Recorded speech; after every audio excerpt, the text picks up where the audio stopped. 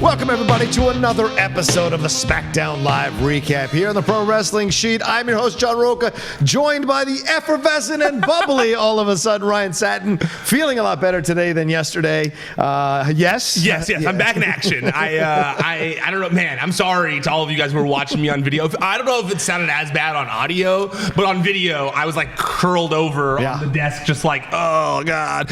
And I to be honest with you, I really was holding back vomit the whole time. I didn't throw up at all, though, so it's weird. Okay. But I think like all the talking and the thinking and the, like trying to be entertaining was not helping at all. So I'm sorry to all of you. I tried my best yesterday, but I'm back. I have opinions. I've got a coffee. Oh boy, here we go. I'm ready to go. I'm back in action. So I'm excited to talk about SmackDown. Yeah, I haven't seen a performance like that since Michael Jordan's flu game against the Utah Jazz in the finals. Pretty incredible work by you there, Ryan, to power through it. There were certain points. It's probably funny on video to look back on. Because I definitely know there were certain points where I literally had to like put the mic forward and just like talk about the mic like that, which is not great for video. I'm sorry to everyone who was watching. Someone's got to make GIFs of those. I'm sure it was entertaining for to our someone. unpopular opinions. They can just post GIFs of us, of those reacting to our own opinions. Well, SmackDown Live, let's jump into it. This was an interesting show, to say the least. I think this is one of those rare weeks where I kind of enjoyed Raw a little more than SmackDown. Okay. But we did start out with Shane McMahon doing this thing, calling out Roman Reigns, saying, how can you punch another man's dad like that? As if another man's dad's never been in a fight ever, and especially Vince. And as if he wasn't just punching someone else's dad at WrestleMania. Yeah, exactly right. So. Which was great heel stuff there. But then, of course, Reigns gets called out. He comes down. They do a theatrical throwing of the mics. By the way, they must spend a lot on mics, because that is not, as an audio or production guy, I'm sure you see that and you go, it's frustrating. As someone, if you're not like a producer or someone who works in like with microphones or something like that, I feel like you don't know that, because I always think the same thing as a guy who grew up with my dad having his own production company, and as someone who's grown up around the entertainment industry. Like, if I took this mic and just threw it on the ground, they would be so mad at me here. They'd be fucking pissed at me here. And so every time I see them do that, I always think that to myself. I'm like, because I think what's that called? The crown? Is that what that's called? I feel like that helps a little bit. Yeah, the filter helps a little bit. But still, the pop filter, you could break those microphones throwing down as hard as they do. Listen, I've used the same mics for the last 4 years in all my podcasts, and the idea of dropping one on the ground drives me insane. And I'm not even a production guy or audio tech guy. It's just like those mics are so. But anyway, they throw them on the ground. That's the audio nerd podcast. Sorry, it's true. They get into it. Elias comes down to help, and then Reigns kind of gets the upper hand for a little bit, for a few seconds, and then boom, all the numbers getting catch them. I kept waiting for someone to run out, and nobody ran out, and then I thought to myself, oh shit, are they setting up Elias versus Reigns here as the thing? Yeah, I know Shane's involved, but are they setting up Elias versus Reigns? I'm like, wow, that's the way you jump. Like, they don't know what to do with you on Raw. Let's give you a premiere program with a guy who was holding the strap. Let's do this. And I'm like, oh, this is great. Honestly, that's exactly how I felt about it. I thought to myself, even the Reigns is alone thing, I liked. Because we've seen Reigns have backup for so long. He's had his boys in the Shield. Right. He's had the Usos, whoever. He's had friends. Yes. But he's kind of like a big dog on his own right now. Like, he's just a big dog alone in his yard right now. He doesn't really have any backup yet. He doesn't have friends on SmackDown at this point in time. So I actually really enjoyed that, because it was like, oh, Roman Reigns is like a lone wolf, not like Baron Corbin, but he's like a lone wolf, and I'm into that idea. I'm also. I think both of us, we were waiting for them to do something else with Elias. We were waiting for them to kind of like, all right, what's he got in the ring? And this is the biggest leap forward for him. Absolutely. I mean, he's been doing these big programs with big people. At WrestleMania, he gets he gets involved with those people, but he's not wrestling that often, or at least wrestling big names in a singles program very often. It doesn't feel like he had that thing with Lashley or whatever. Right? Was it with Lashley? Yep. He's had little things, but this is a huge test for him. And I also felt like we've seen so long of just the guitar concerts. thing, The concerts. I was so over the concerts, and I was so worried they were just going to bring those concerts to SmackDown and just continue doing them because it felt like filler. And I'm happy that it seems like they're transitioning Elias a little bit. They're putting him in a program with a top dog. And even when they did that little backstage. It wasn't necessarily a concert, but it was playing off the fact that he does those songs, and I liked that they still played off the fact that he was doing those songs as part of his thing, but not these full concert that he had been doing on Raw. I think he needs a change of pace. Yeah, and it was time. And so good. Let's see what he does here, because I liked the way the moment ended. I liked the way he got the best of Reigns.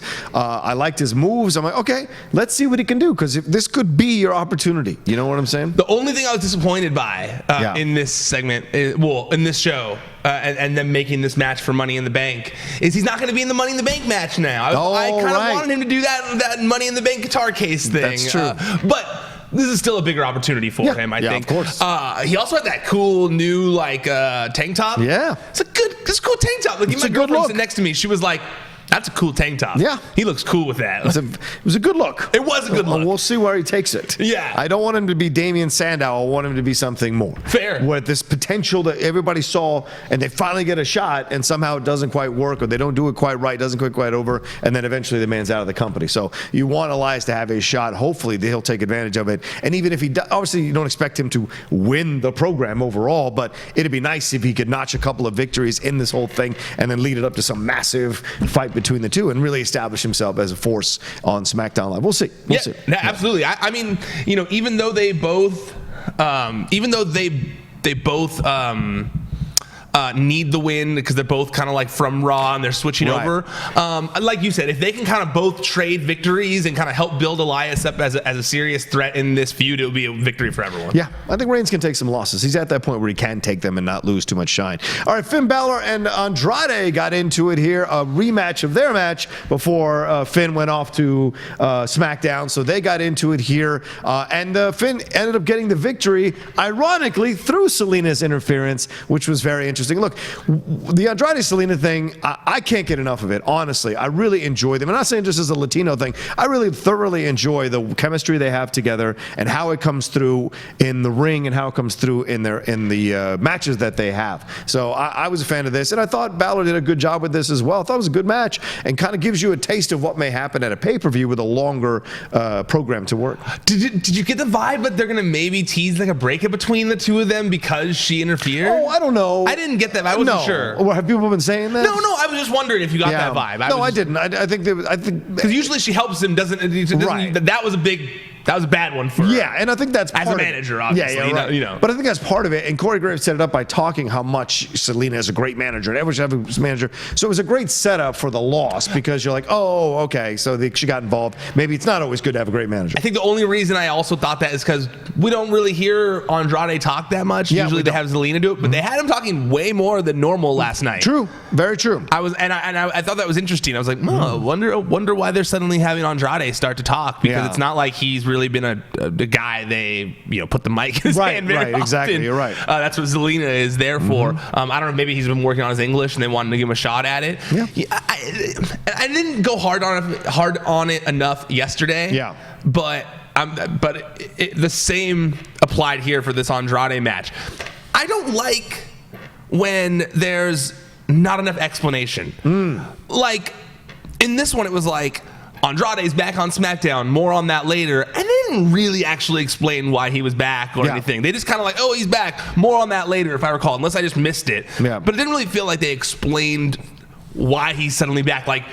And if they did, it was very brushed over real fast. It wasn't like the powers that be decided the roster wasn't, I don't know, something something. Did they? Because I didn't hear them. I didn't sense that there was too much of a build up here. No, just an explanation. Yeah, no. They didn't give a lot of explanation, right? Not that I remember. And I felt the same way with Robert Roode on Monday Night Raw. Yeah, I was out of it. We were talking about this yesterday, but after the fact, I was like, I should have said that when we were talking. And that's that, they said the same thing. It was more on that later as to why he's Robert Roode. We're going to explain that. And they didn't really explain it that deeply. No, and I think it might be part of those. It might be, and I haven't seen all of them, but it might be an exclusive. It might be one of these WWE.com exclusives. But say that. Yeah, you should say that. More on that later. Yeah, right. Even Jinder, which we'll get to later, but with Jinder, it was he's back. And I think actually with Andrade, they said they implied the Superstar Shakeup was still happening. And it was who said the Superstar Shakeup was still happening? I think they said that last week at the end of SmackDown or Raw. They said there'll be more there'll be more ramifications from the Superstar Shakedown. There'll be more stars moving next week. I think they said that. Yeah, I remember hearing that. And I remember reading that on the WWE.com. Maybe I missed that footage of it or coverage of it, and saying that there are still more shakeups to come. Maybe I missed that. I don't know, but I was I was a little annoyed by that. Okay. However, when the two of us were talking about Andrade versus Finn Balor on Raw, I had said it was kind of like a nothing win, because now Finn's gone anyways, and it wasn't like he had won clean, and now he lost again. So I'm worried with Andrade. I feel like Andrade should be getting wins here. However, if this leads to like an actual Intercontinental title feud between Finn Balor and Andrade on the long term, this would be great. Could be great. Yeah. It could be, especially if it ends with Andrade winning the Intercontinental title and Finn moving up to the world title picture, because I truly believe that Finn should be in the world title picture on SmackDown. Yeah, I don't know where that goes. And we'll talk about that at the end of the show, but I don't know where it goes. We'll see. Let's move on to more world champions. That would be the tag team champions, female tag team champions, the IIconics. Peyton Royce taking on Cardi, saying, now that you're in a better place, your point of view on this, I'm curious to hear, because people think I'm biased against the IIconics, and I respect that. But these last two shows, their promos have been crap. They've been a little more miss than hit. Yeah, and the gallon of wall of that. I mean, I got that they were trying to be topical with the Avengers stuff. Yeah. But I'm agreeing with you on this one. Although I did laugh at her being overhydrated. Yeah, overhydrated. That was kind of funny of her, because I saw the video that they tweeted afterwards. It wasn't part of the show. But her being all mad. Video. Yeah, that she was all mad because she was overhydrated. Right, she drank too much. Funny. But no, I mean, there was a lot of pause on the Peyton part of things. Okay.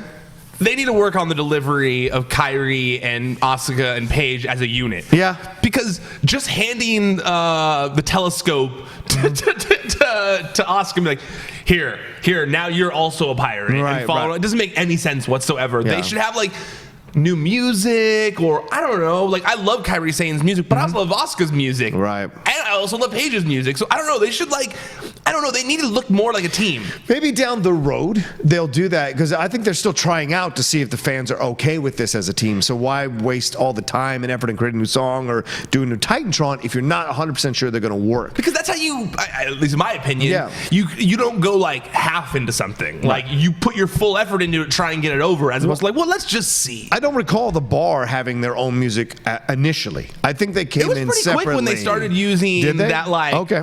Remember, because they had that. They ended with the dual music that they were using. Yes, but the dual music, kind of like with Daniel Bryan and Kane. Yes. Yeah. That's possible. Maybe I don't know. I just feel like they. I hear what you're saying. They just don't. As much as I like the three of them, they're three of my favorites. I think they're great. The presentation needs to be more. In my opinion. I agree. I don't think Paige belongs there. As I was seeing it last night, I get why she's there, because she's got to be the mouthpiece for those two, because they don't. Ironically, the one with her own thick accent has to be the mouthpiece for these two. That's great, and I love Paige. I just feel like it doesn't quite work. They're not as seamless of a team with each other necessarily, and so it didn't 100% work for me. But I get why they're doing it. I think eventually someone else will have to go there. Eventually, someone will have to take the spot. I think it's very much why I feel. I love Asuka, but it's very much why I feel like calling up the Sky Pirates, who were already a team, would have made more sense. Yes, and I agree. I agree, as much as I understand why they didn't do that. Yeah. I do think that they seemed like more of a team at this point. Right now, it's just Asuka and Kairi Sane kind of both doing their thing next to each other. Right. And maybe that will obviously change over time, but I don't know. I feel like there's something that needs to be done for the presentation of that team, because I really hated them just handing the telescope to Asuka. All right, now you're a pirate too, Asuka. Just copy her pirate movements, and you're like, what? That's freaking Asuka. Yeah, it's Asuka. That's Asuka. She doesn't need a freaking telescope to get over. She's Asuka. Well, here's the deal: if you're WWE creative and she's not over in your minds because you didn't put her over, you didn't get her over, your stupid decisions messed her push up, and now you're saying, oh, she's not over. You know why she's not over? Because you booked her wrong. It's not her fault. The fans love her. Just let her breathe. Let her spread her wings. Let her have a shot at these titles. Let her be back in the mix. You gave her the title title for no reason at all, took it off her for no reason at all, and then now you're like, oh, what do we do with her? And you're like, she's not over, so here's a telescope. Yeah, you're like, wait, what? Yeah. She was just champion Yeah. like, not that long ago. Yeah, like, what are you talking about? Weeks ago. And people were mad she wasn't in a big WrestleMania match. What are you talking about? Like, yes, I think that's why it bothered me the most, because it was, and I get it. They're trying to make some synergy between them. For some reason, that telescope bothered me though. To see Asuka like doing the telescope thing as if she needs a new gimmick, and you're like, no, that's Asuka. She doesn't need a new gimmick. She's super over. She should hand her a mask, not her handing a telescope. Yeah, I think that's how I looked at it. It's like they should be built around Asuka. As much as I love Kairi Sane. Yeah, but people don't know Kairi Sane. People don't know Kairi Sane like you said yet. yesterday, like people don't watch NXT to the level they watch Raw. So you got to get Kairi Sane over. How do you do that? You have Asuka give her the shine. It makes more sense. That's what I thought. So I was a little confused by it. And this match, I do think that this match made Kairi Sane look strong. Like they've done a good job of making Kairi Sane, considering she's so small. And Peyton Royce is way taller than her, and they still made Kairi look like a threat, which I like. So yeah, I mean the match itself, was short, but and it wasn't like it wasn't built to be some kind of impressive match or anything like that. But once again, I really don't like the champions continually losing. This is something that's a legitimate thing. What was the point of taking the belts off Sasha and Bayley if this is what you were going to do with these champions? Well, have to them be fair, constantly lose. To be fair, and we're going to talk about it soon, but as much as people were unhappy about taking the tag titles off Bayley and Sasha, we're going to talk about it in a second, I know, but look what it did for Bayley. Look at last night. Right, That's the best Bayley has ever looked on the main roster. Yes, and we'll talk about it. But she still lost. And so, like, what's the point? That's okay, we'll get to it in a second. But I'm just saying. But as far as the tag team titles goes, yes, I understand the frustration. Yeah. It does almost feel like they took the belts off of Bayley and Sasha because they did want to lower the value of those titles. Damn. It does kind of feel that way. Like, why? Because, well, and not to be a dick, but they do need to have titles on different tiers, and I don't think they ever saw the women's tag title belt as a top tier title. Well, then why let it be a big thing that they build up for a year and have Sasha and Bayley like champion? Well, Sasha and Bayley built it up for a year before WWE got on board. They let them do it eventually. Yeah. Well, that's how it works. And then they put them in their place. Once you put, it's a good idea. And where is good idea. Now we're taking it and put it on the IIconics round and lose every show. Yeah. And the question now is, what do you think is going to happen with Sasha, man? I don't know. I mean, she's obviously frustrated. She's obviously frustrated. Yeah, and WWE seems to be showing patience by letting her be frustrated and off TV for a bit. Well, it's not like they can force someone to show up to work. What? You can't force someone to show up to work. Hell yes, you can. You can't force If you're in the contract to show up, you better show up, or you're violating the contract. You watch wrestling long. You can't.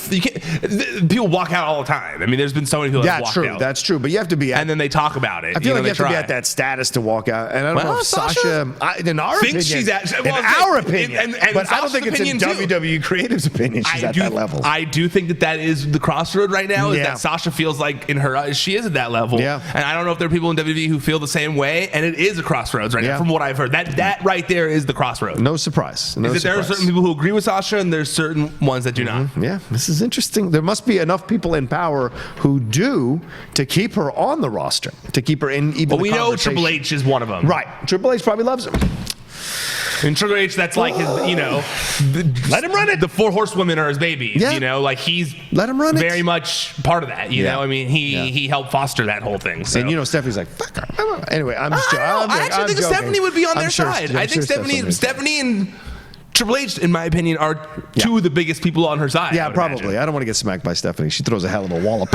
All right, speaking of a hell of a wallop, Lars Sullivan showed up here just as Chad Gable and apparently, well, let's say this as we wrap up the IIconics segment.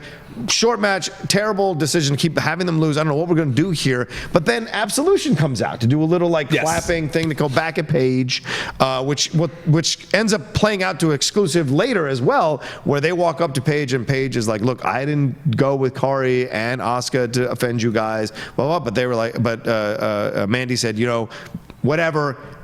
don't come crawling back to us once this tag team doesn't work out. That was actually first. Interesting. That came first. first. That was first. Sorry, that was first. Yeah. And then, but yes, it was interesting. I don't know. Yeah, I like the Absolution being involved in the tag title scene, so I'm into it. I'm down. And so then Jinder comes out to interrupt Absolution. Or they're not Absolution anymore, right? Or whatever they are. Oh yeah. Fire and Desire. No, isn't that? I don't know. I always get this wrong. People get so mad at me. I always get this one wrong. Well, Fire and Desire. Let's leave it at there. I think they're Fire and Desire. Yeah, probably. Yeah. Or is that Mandy and some? Or is that Naomi and some? Oh, I always forget. I don't know. We get man. in so much trouble. Either way, you can't give a tag team two names, okay? They're Absolution. Interrupted them. It came down, and Chad Gable was going to face him, but before this match could even get off, Lars Sullivan came down to hit Chad Gable from behind, climbs in the ring, destroys the Singh brothers, and then R-Truth comes out of nowhere to challenge, which I love this. So either they're going to do something with R-Truth and Lars, which I would be down for, or they're going to use Lars to injure R-Truth to get him off TV for a while. So now, because Carmella, it's time for Carmella. We talked about this. It's time for Carmella to have her little run here and be solo. Now she's just back to being established.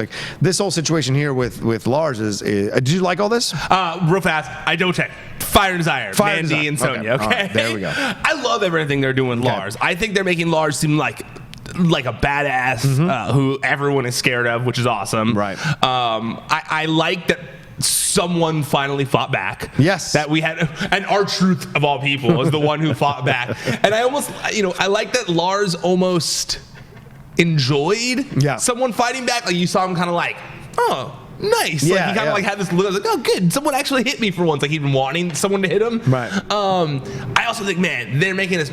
It's weird, as famous as the powerbomb is, you don't see it as often in wrestling anymore. Yeah. Well, in WWE, it's not like a mainstay WWE move. It's almost like they save it for real big guys who they want to get over the powerbomb. And I love his running powerbomb that he's doing. His Liger Bomb-esque move, badass.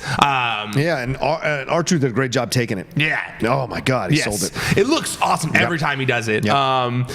The only things I didn't enjoy about this segment were the fact that Jinder just showed up. I felt bad for Jinder. Yeah. Man, his run on Raw was just was just rough. He was. When he left SmackDown, he was almost in a match. Champion. He was almost in a match, this close to a match with Brock Lesnar. Yeah. Then they did absolutely nothing with him on Raw, and his return to SmackDown was treated as just a total throwaway. Yeah. When he was a main part of SmackDown when he was on the show, I felt really bad for him in that. He was literally only there so that Lars could beat up his other guys. Right. The Singh brothers. Set up the Singh brothers. So I felt bad about that. And I also was I hope this isn't where they see Chad Gable, because he was looking cut. I hope they don't just see him as a throwaway that is someone to be beaten up, because he looked like $1 million when he came out. And I was hoping that he was going to get a big win over Jinder. I was you know what?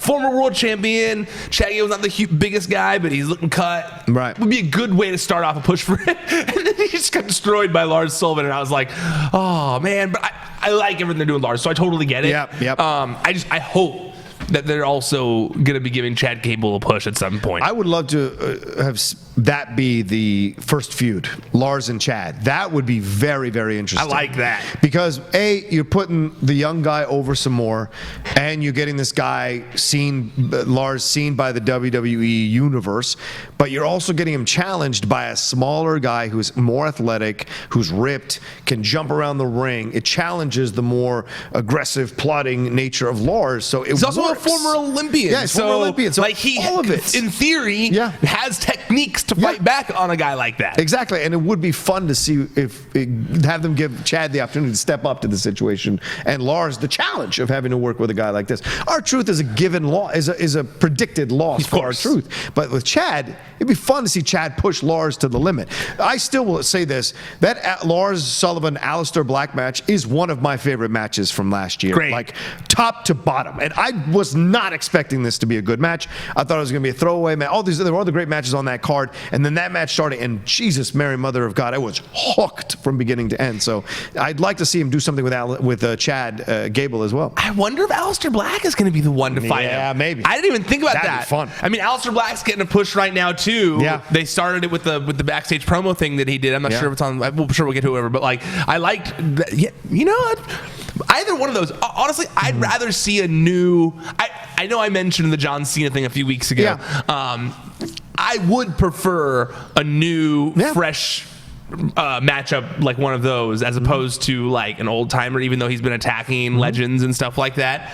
Well, not just legends, just guys that've been in the company for a long time. So honestly, I love the Chad Gable idea. That'd be awesome. That'd be fun, right? I think way more than they won't do it, but I love the idea.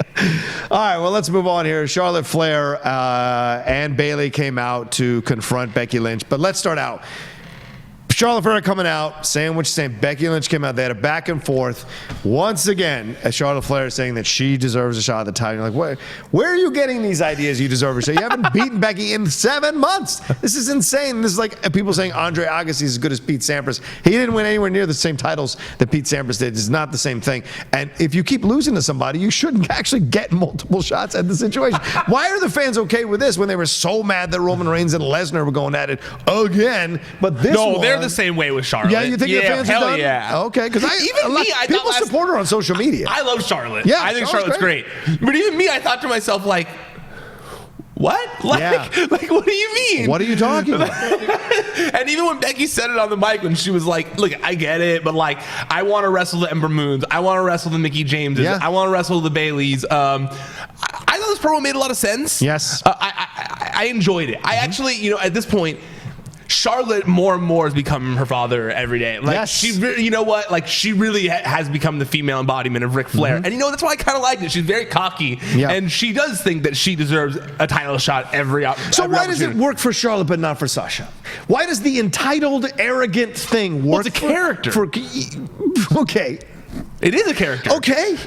Charlotte is not cocky in real life. So you're saying because Sasha's is possibly entitled or cocky in real life that is with the age. Oh, I see. Okay. You're mixing reality and fiction well, because here. I always think the best characters are an extension of who you really are. Charlotte is nothing like her character. From what I hear. Everyone says that she's incredibly cool and nice. Yeah. But and I also want to give her props for this. The whole Bayley situation.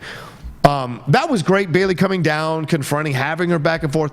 And Charlotte, remember, this is all talked about ahead of time. When Bayley smacked that mic, once again, the mic on the ground, smacked that mic out of Charlotte's hand and got in her face. Charlotte is willing to have these confrontations. And they help to promote the overall match. And I think that's brilliant because a lot of other wrestlers get ego gets involved.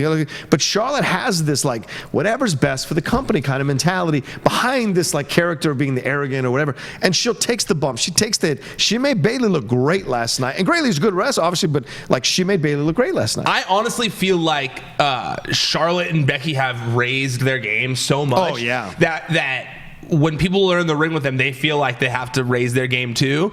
And I truly felt like last night, this was Bayley's coming out party on the main roster. I felt like, great match. We've seen Bayley for a while now since she came up, but this was the first time where, she's always been the lesser 4 horsewoman. Right. She's always been number 4. She's always the 4th horsewoman. Right. She's number, last on the list, and, everyone's list. I loved Bayley when she was in NXT. She's actually my favorite one when she was in NXT. Are you saying she's the Ringo of the 4 horsewomen? Absolutely. Wow. Well, not when she was in NXT. Right. But since they've come to the main roster, absolutely. Okay. I actually think that's the perfect comparison. Wow. She's like the goofy, happy-go-lucky, doesn't care where she is on the roster, is perfectly but when she gets down comfortable. To business, she gets down to business. True. Because a lot of people love Ringo as a drummer. A lot of drummers say he's incredible. So you Bayley does that.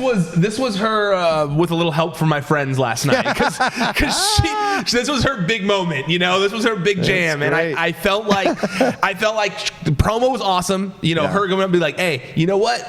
I know how many times you've beaten me. 0. I loved that. It was awesome. Yeah. And she didn't do the wacky inflatable. Nope. I hope they're getting rid of that. I think they are.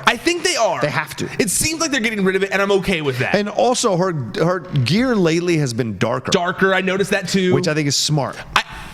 I also think it's smart. I think that she needs to have her.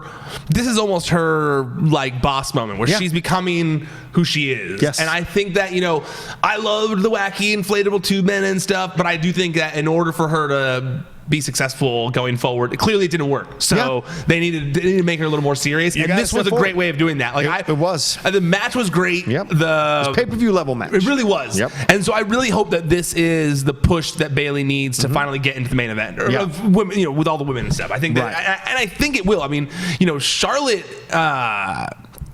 Obviously, they have a thing in their heart for Bayley, so I'm sure they all want to help bring her up too. And so, I hope that she gets involved in the main event scene. And like I was saying earlier, people were mad about them losing the tag titles, but this is way better for Bayley's career than having those tag titles. Where if she gets a real push like this, agreed. For Bayley, this totally helps her. Yes. Agreed. And I hope that Sasha comes back. Yeah.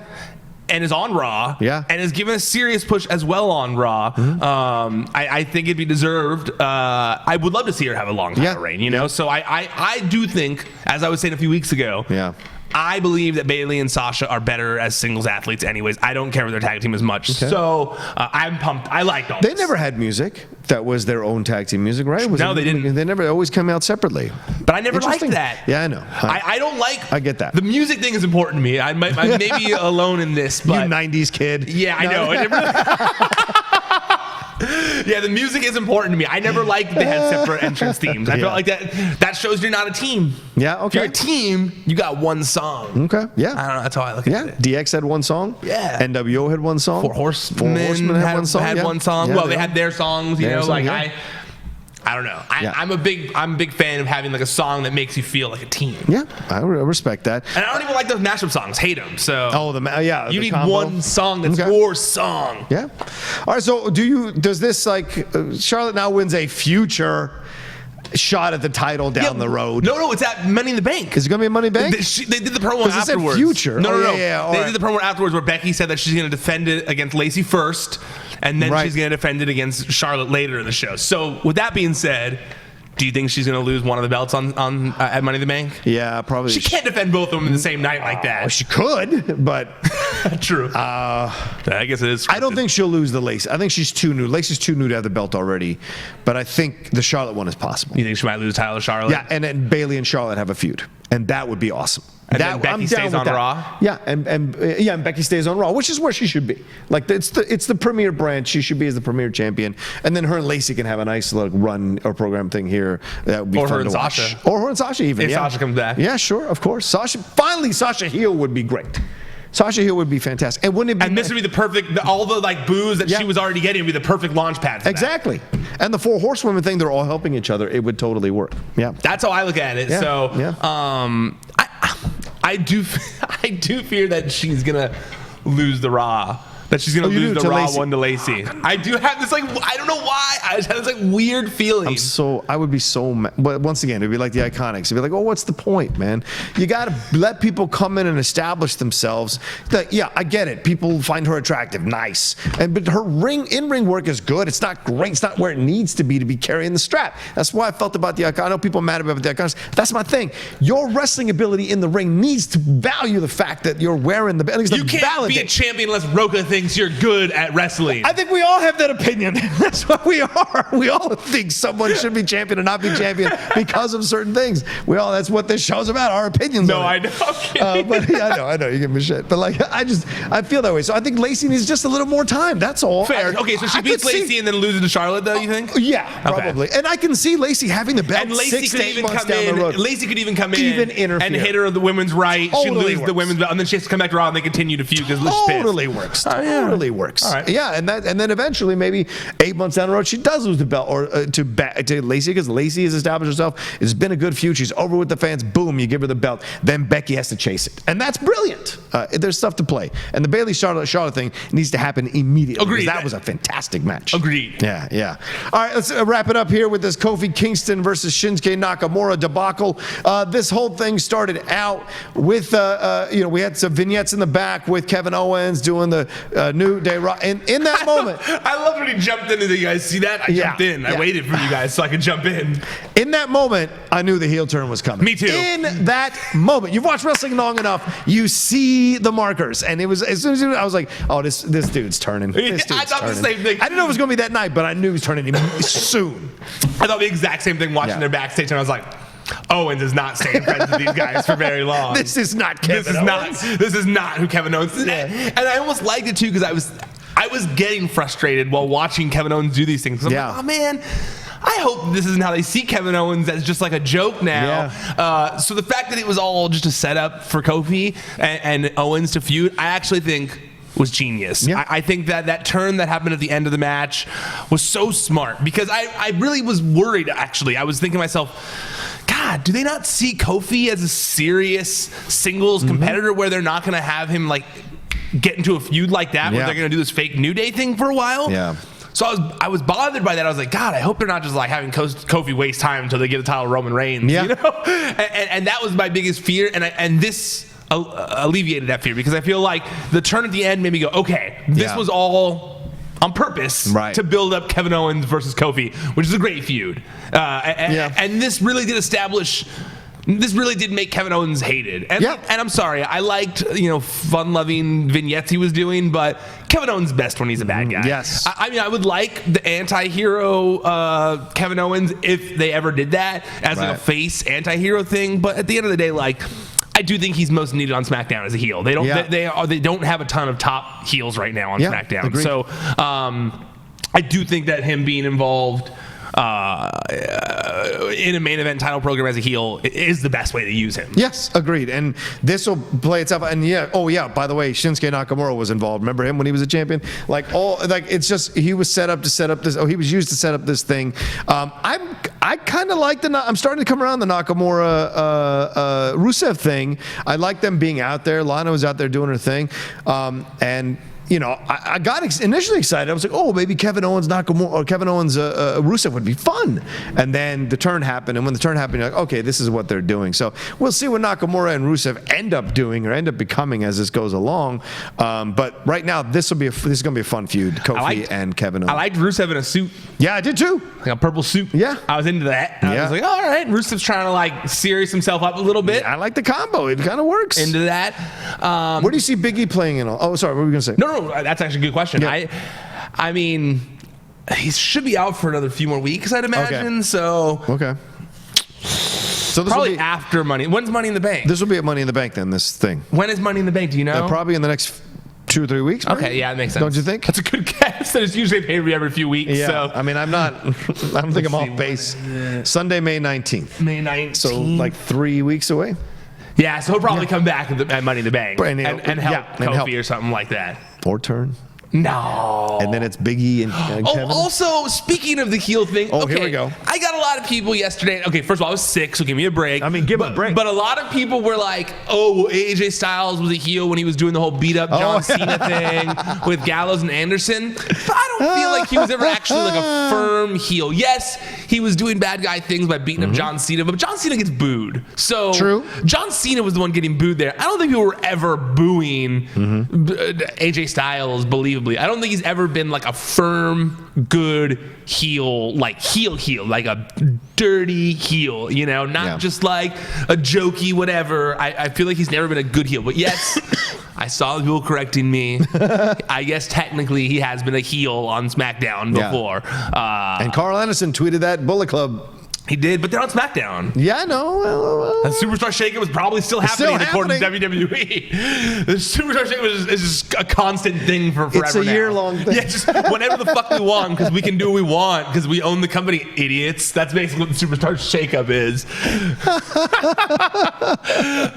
no, I think it's like, I honestly think Carl Anderson is just being tongue-in-cheek, waiting for his time, because he's unhappy. He seems unhappy with the fact that they're not being used at all. And they were like taken off the road too. So they're like not being used at all.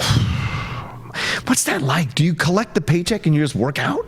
Basically, look at him. And you go down to the performance center. Shredded. Yeah, he looks great. He's the best shape he's ever been in his entire life. Yeah, what do you do? Like this, I would love to, man, down the road, I would love to interview these guys and once they're out of contracts and actually get real answers about, because I love those shoot interviews, but I never know sometimes by the people being, if they're being like, you know what I'm saying? Yeah. It's serving two masters. Totally. But I would love to be able to sit down and talk with them and be like, hey, like what happens on when you guys are taken off out of the rotation?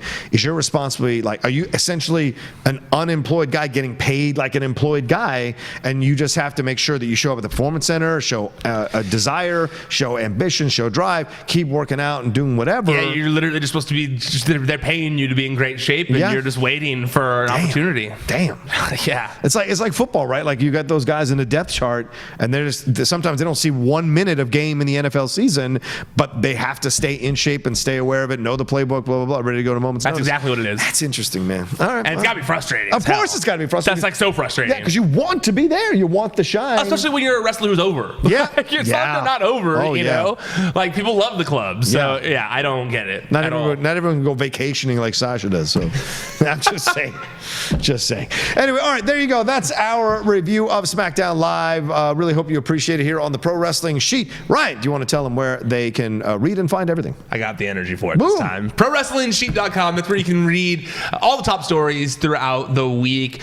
At Wrestling Sheet on social media. YouTube.com/C/Wrestling Sheet. That's where you can find the Raw and SmackDown recaps we do. It's where you can find Wrestling Sheet Radio and any other videos I have time to make. Please, while you're there, subscribe. The button's down here somewhere. Make sure you click it. Make sure you comment. Make sure you like the video. Share it if you so please. Don't be a dick and dislike it, but like the video while you're there. It doesn't take that long. You're already watching the video anyways.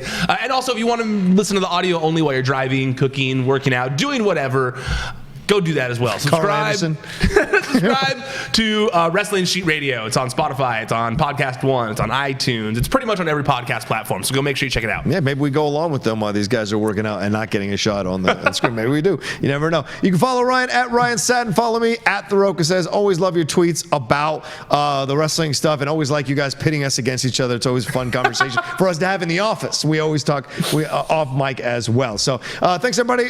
We will see you next week for another episode of the Raw recap and the SmackDown Live recap. Until then, enjoy your week and enjoy Avengers Endgame. Ooh, no spoilers. No spoilers. No spoilers. ProWrestlingSheet.com